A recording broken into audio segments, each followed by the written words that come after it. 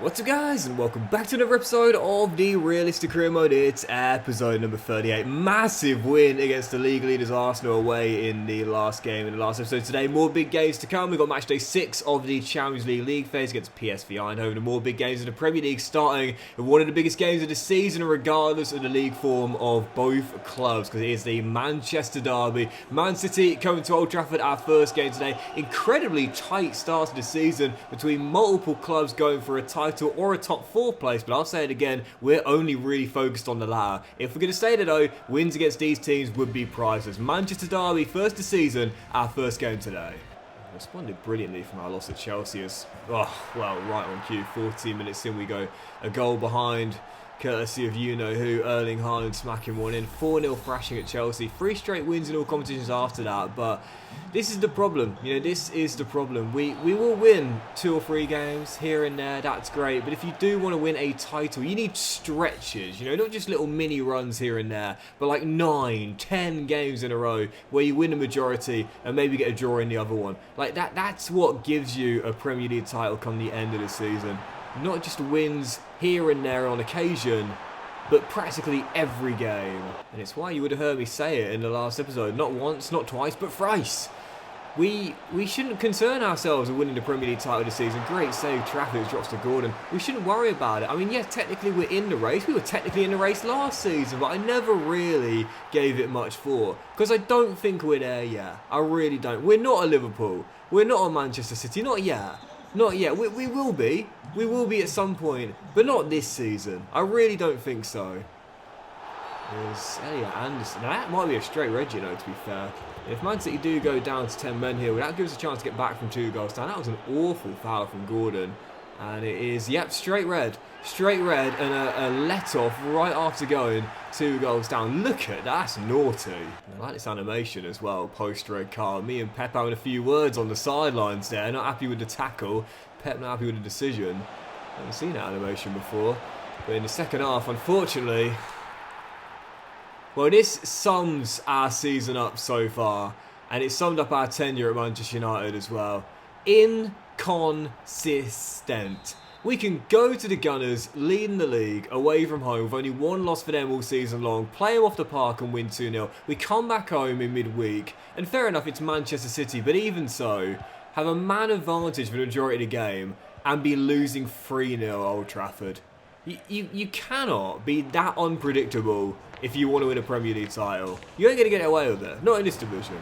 Say it louder for the people in the back. Forget the title. We just need the top 4, man. Stability over silverware at the start of a rebuild project, always. Trophies paper over cracks. Stability allows you to build from a foundation. But if we are going to get back in the top 4 for next season's Champions League, we've got to win once again, because right now dropping outside of it in a really tight league table to start his campaign off. Following contest, really fun game as always. Heading to Ellen Road, taking on Leeds away. No, yes, great tackle, Dan Neil. And there are certain players who...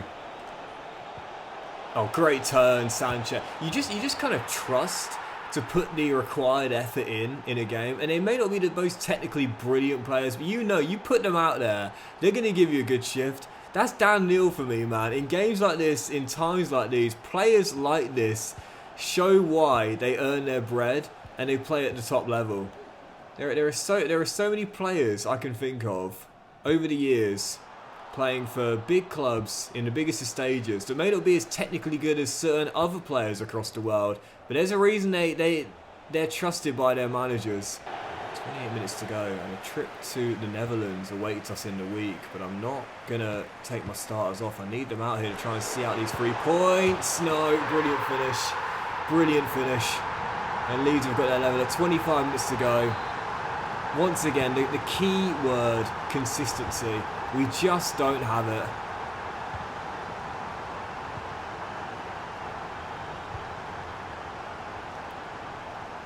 From kickoff. What we might have is a lead restored. Come on! Sanchez prods it goal bound. I can't ever give this guy a breather, man. He's always exhausted, but he always needs to play. I'm going to have to rest him at some point, and maybe I'll do so away in Eindhoven, because Oh, it's too easy. It's too easy. It's far too easy. Tired, gassed, inconsistent. Use any excuse you want. Ultimately, this is why we can't win a title. Just simply put, not good enough. And yeah, sure, rebuilds take time. We can say that till the cows come home, but ultimately, it's not good enough. But this man is good enough. He's done it again. Oyan Sanchez steals the show, and Manchester United steal 2 extra points with 5 to play. Hickey down the line, Susak to Dan Neil, who wins it first. He just wanted it more. Elliot Anderson off the bench. Mika's all alone in the middle. Come on! And I might have lost my voice momentarily, but I picked it back up, just like the Red Devils picked themselves up from surrendering a lead twice, but still winning it. 4-2, limbs in the away, and you love the celebrations, and that is going to do it. What an escape away in Yorkshire. It was about to be another disappointing result in the Premier League. Oyan Sanchez said, not on my watch. Mika Bieref said, let me get the dagger. 4-2, good night. 3 points heading to Manchester. Right, following game, match day 6 of the Champions League phase, where I think a win will guarantee a place in the knockout stages, bypassing the play-in. So let's make sure we leave Eindhoven with all 3 points here and stay unbeaten in Europe. And I think Sanchez definitely earned a breather, but I'm still putting him on the bench regardless, just in case. Following game, PSV away Netherlands. Obviously, big congrats to PSV as well. Dutch champions, back-to-back, as they've just taken the lead here as well for a scrappy goal to concede. I believe it's the first time a team outside of Ajax has won the Eredivisie back-to-back in the 21st century as well, so big congrats to them. Bit of a collapse from Ajax towards the end of the season from what I saw, but even so, that's not going to take away from the celebrations in Eindhoven, and they're celebrating right now, taking an early lead. But we're going to cancel it out instantly. Hugo Larsson with the goal. And if De Ligt does stay another season, then of course he'll stay as club captain. But I know he's going to take it if I do end up selling the Dutchman come the end of this year. Hugo Larsson, since I've arrived here, big game player and always scores big goals. That's what he lives for. 25 minutes to go. Sanchez looking at me saying, Gaffer, please, man. I know we need a winning goal, but please don't bring me off. Please let me stay sat down because I'm so tired. But I might have to say to the Bilbao man, I still need a little bit more, you know. It's like he's like the toothpaste, you know. There's a little bit still in the tube, and I've just got to find a way to squeeze out of it, as we're still tired here. 18 minutes to play, but if we can get ourselves in front for the first time, I'll say sit back down, we'll be all right. And maybe this guy can get the winning goal. Mika Bieref! Oh. I did bring on Sanchez for the final 15 minutes, but unfortunately it did not make a difference. Held to a 1-1 draw away in Eindhoven, which means 2 draws in our last 3 games in the league phase. And sure, with 2 games to go, we're still in the top 8, but we're not there yet. Out of our last 2 games in Europe being Barca and Sporting Lisbon, we might need to win at least one of the 2 if we are to finish in a top 8 place. Right, let's head back to Manchester for the following game, head back to Old Trafford and head back to matters in the Premier League. Next up, Wolves at home, and these are the games, like we always say, need to be bankers if you are to be top of the tree come the end of the season. Vitor Pereira's side next up. Free kick Wolves, and Alvarado to take. They're going to go for a set piece routine, it appears. I think he's going to shoot this first time. Oh, he is. Oh, he is indeed. What a goal! And sometimes you just have to say, fair play, man. Fair play. There are moments where there's not a lot you can do about it, so you have to tip your hat and accept you've just been bested. That is an amazing, amazing strike. Petition for EA to remove the stupid POV camera, but even from that angle you can see the class on the strike. Brilliant goal, Wolves in front, and once again, you just don't know what Manchester United team we're going to be. We're not going to win the Premier League. It's just not going to happen. So, with that being the case, I think what we should do is just say, right, forget that. Like, put it to the back of your mind. It's not going to happen, right? Let's just get as many points as we need to make sure we stay in the top 4 and give it our all in the Champions League and the FA Cup. Those should be the competitions we go for this season. And it might sound crazy to say it, but I have said this before. I think with the quality in the Premier League Dependent on draws, it can possibly be easier during a season to go further in the Champions League than win the Premier League. We are 3-0 down at home to Wolves in 30 minutes. I mean, we saw it with Manchester United and Spurs this season, didn't we? You know, they got enough points to make sure they weren't going to get relegated. And they just did everything they could to reach that Europa League final. Of course, only one team could win it, and it ended up being Postecoglou's side. But it was kind of the same thing, really. It's like, just get to safety. Get to safety, and let's just make sure we go all the way in the Europa League. I think we've got to do the same thing. Get to the top 4, stay in the top 4 if we can, and do what you can to win either the Premier League or the Champions League. Forget even being in a race for the title, it's simply not going to happen. It was Guardiola that actually said it. I can't remember if it was last season when he said that it's... that's great work from Elliot Anderson. That's even better work from Susak. I think it was last season when he said it's easier to win the Champions League. That's a pen. Thank you very much. Than it is to win the Premier League. And I said this when he mentioned that. I don't necessarily... I'm going to give Susak this pen. He won it. I don't necessarily agree with him, but I do see where he's coming from. I can understand it, because if you get kind draws and so on, then you never really know. But a 38-game league season with a Premier League strengthening year after year, I'm not saying I agree, I'm just saying I see where he comes from.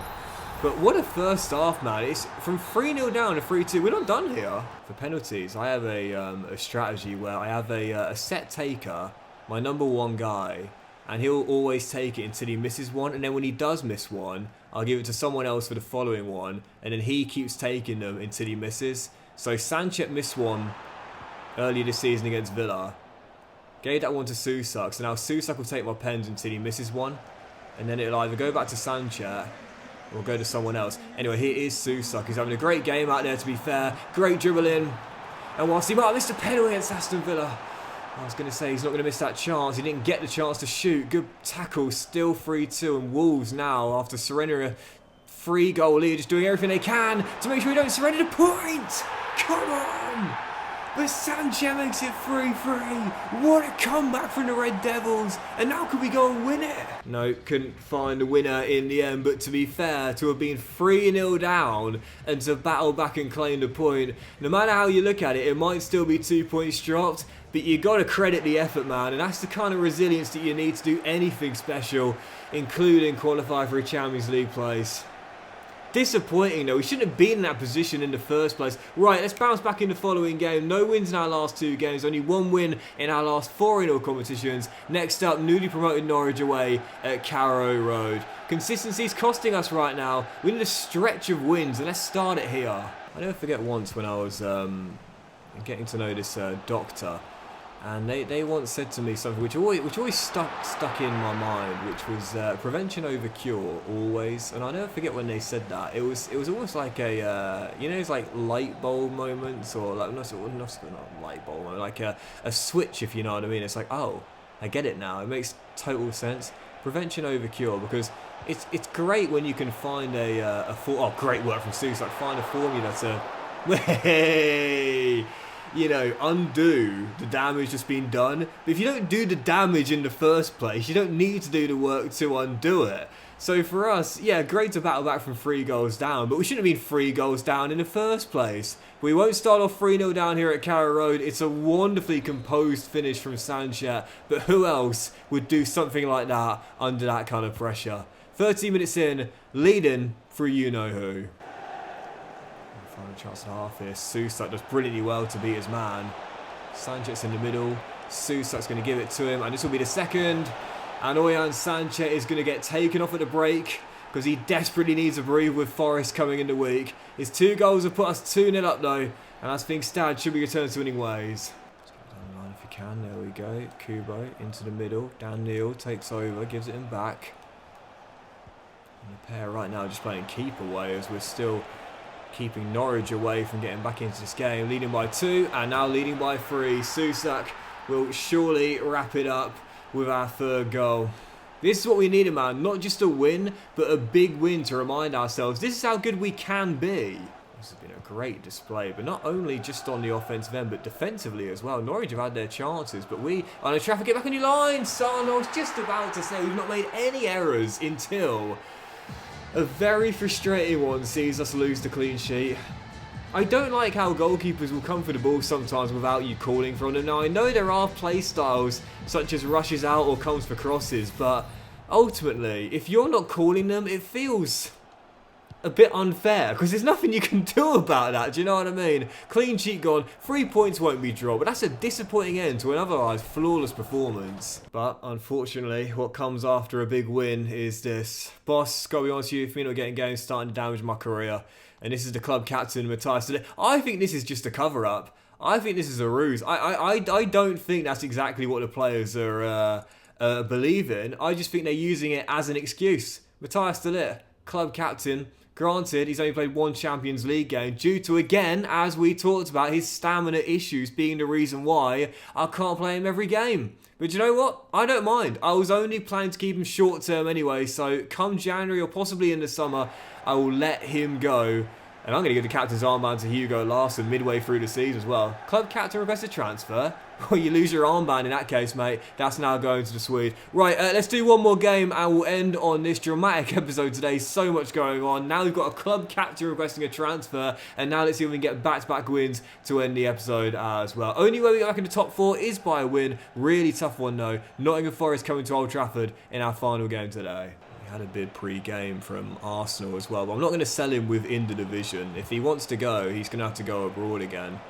And I'm hoping that we'll get a bid back from Bayern Munich, who I'm really regretting it now. I should have sold him back there in the summer when the bid came in. I was like, no, we'll give him a new contract instead. Wrong decision, bad decision. Should have cashed in. And I didn't expect him to request a transfer. Not even before the January window opens. Even so, it's a rebuild, and I only want players here that want to be here. If he wants to go, he can go. So he's trying to get away. He does. There's a man in the middle there. I'm conscious of that. And in the end, he goes for goal. Hits the ball. Oh, come on. Hits the post. Hits Trafford. Drops to Mateta 1-0. Sometimes you just don't get the luck, do you? Rebound goal. Forest in front. Still, as we always say, luck will balance itself out at some point. But if it can happen at some point today, I'd really appreciate it. This is what's really hurting us right now. Just like in the game against Wolves, when we concede again straight afterwards in so many games. And that right there is a mentality thing. It's called heads dropping. And that simply cannot afford to happen when you're going for not just silverware, but even a top 4 place. Where's your bounce back? That is brilliant from Hugo Larsson. And that is why he's taken the captain's armband. That's the kind of thing that you need a leader to do. 7 to go before the break. It's that man again, but it comes through Larsson. It was de Ligt as my captain. It's not now. It's Larsson. And the vice-captain, Sanchez. They're my 1-2 now. I feel like I need to give Sanchez like a 2-week holiday or something, because at the moment, I don't really know what to do. Because he's just always tired. Because I can't rest him. And he's got to run himself into the ground game after game after game. And at some point, it's all going to go wrong. At some point, he's going to pull up. Or just be forced off on a stretcher. So at this rate, it's a ticking time bomb. Oh, ball! All the time! Yes, come on! With 14 to play, even when he's not scoring, he's assisting. Mika with a leveler, 2-2. Time that ball absolutely perfectly. And, you know, whilst he is my out-and-out striker, I've just dropped him to the middle of the park so he can possibly shoot from range or play those balls through like that. And I have to say, this is an interesting comparison here, but Manchester United fans will know what I'm talking about. He's reminding me a bit of Wayne Rooney, you know, when sometimes he'd be asked to play deeper, even though, let's be honest here, everyone knows that whilst he had that in his locker, he was better as an out-and-out striker. With 5 to play, I've just given a free kick away, and this normally is an automatic goal for the AI on Ultimate. It's going to be Gibbs White. It is. Free kicks from that range are basically 9 times out of 10 an automatic goal. Once again, we slip up at home. Yep, even so early on in the season, I'm conceding defeat. Title, it's simply not going to happen. And even top 4 is going to be difficult to do when we're in the form like this. Cannot string wins together. Another slip up at home, staying outside the top 4. And with the January window about to open, and 3 of my players now on the transfer list, it looks as though Manchester United once again have gone for a rough patch and are beginning to implode. But that'll do it for today's episode of the Realistic Career, guys. Big thank you for watching. Hope you've enjoyed it. If you have, then please do drop a like. Much love to you all. Have a fantastic day, and we'll return in the next one with the FA Cup third round away against Blackpool, match day 7 of the Champions League phase against Barcelona. More games in the Premier League, and again that January window open where we should see some big moves. Have a great day. Much love, and I'll see you for the next episode very soon.